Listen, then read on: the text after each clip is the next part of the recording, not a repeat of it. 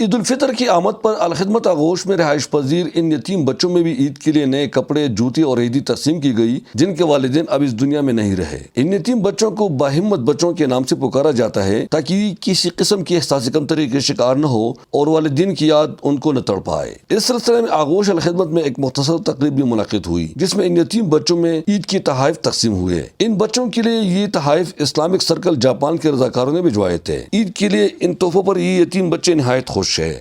مجھے آج عید کے موقع پر نئے کپڑے اور جوتے مل گئے، اس لیے میں عید کو بہت خوشی سے مناؤں گا۔ میں آج بہت خوش ہوں، مجھے نئے کپڑے اور جوتے مل گئے اور میں احساس کمتری کا شکار نہیں ہوں گا اور میں بہت خوشی سے عید مناؤں گا۔ میرا نام ارسلہ سراج ہے، میں کلاس 7 میں پڑھتا ہوں۔ میں آغوش الخدمت چترال کا طالب علم ہوں۔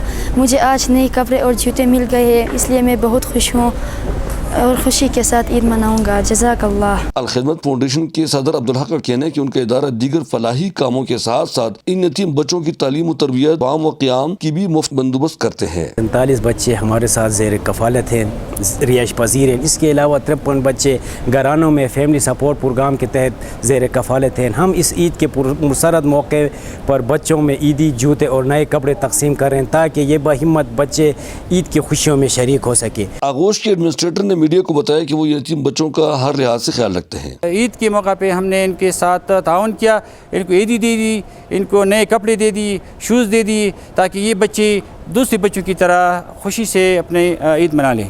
ان یتیم بچوں نے اپنے عید کی تحائف لے کر خوشی چلے گئے۔ ہم سب کی ذمہ داری بنتی ہے کہ اپنے پڑوس میں ایسے یتیم اور بے سہارا بچے ڈھونڈ کر ان کے لیے بھی عید کے کپڑے، جوتے وغیرہ خرید لیں اور ان کو بھی اپنی خوشیوں میں شامل کریں تاکہ وہ ان بچوں کو دیکھ کر مایوسی کا شکار نہ ہو جن کے والدین زندہ ہو یا صاحب حیثیت ہونے کے ناطے اپنے بچوں کے لیے نئے کپڑے خرید کر لائے ہیں۔ عید کے اس پرمسرت موقع پہ ہمیں اپنے پڑوس میں ایسے بچوں کو ڈھونڈ کر ان کے نئے کپڑے، جوتے اور عیدی فراہم کرنا چاہیے تاکہ وہ بھی ہماری طرح خوشی سے عید منا سکے۔ اخوذ فاروقی، چترال۔